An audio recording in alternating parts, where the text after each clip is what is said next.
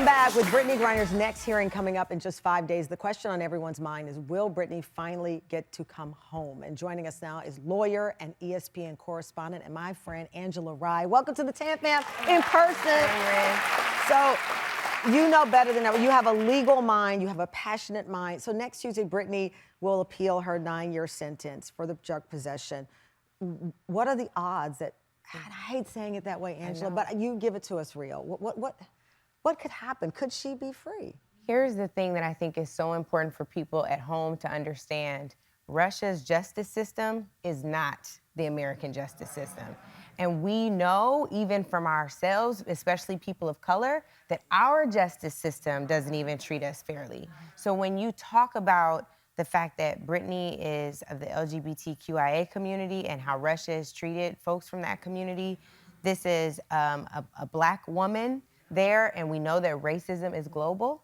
It is not fair. And I think that the odds are very, very stacked against her. She'll present her appeal before a panel of 3 judges, similar to systems here in this country, but it's gonna be tough. At best, they will reduce the sentence. At worst, they won't touch it at all.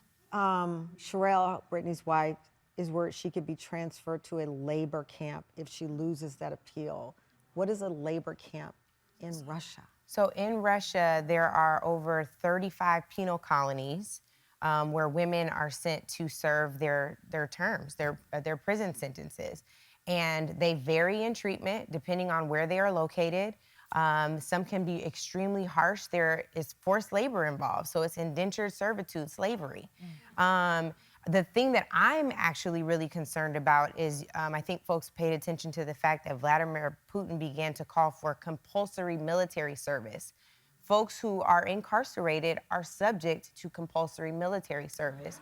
What shouldn't be lost upon us is when Brittney was detained. It was literally 1 week before the Ukrainian invasion, and that was not by mistake.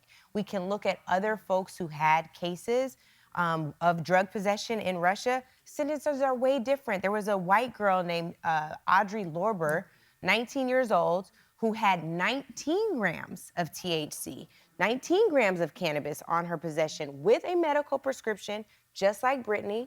Wasn't intentional, just like Brittney. 2 months. 2 months. And she was released. And of course, we're happy that Audrey was able to return to this country. But we have to ask these questions. Why are our sentences so vastly different globally? And what can we do to ensure that we are protecting and standing up and fighting for Black women globally? Well, you have done that. And one of the most powerful pictures on your social media was with many of our friends with your BG shirts on. Sunny Hassan, who's next door at The View, Tiffany Cross, our dear friend that we share. The list goes on and on. Jamil Hill, who's a guest coming up on the show very soon. The new book. With her new book. But thank you so much. We will continue to do this. As I said at the beginning of the show, they say that this is not the place for daytime, but this is exactly where daytime is supposed to be. But thank you for being here, catching the flight, getting in here. I love you so much. Thank you for how you use this platform. It is so important. I'm so grateful for you for doing this. I love you very much. Angela Rye.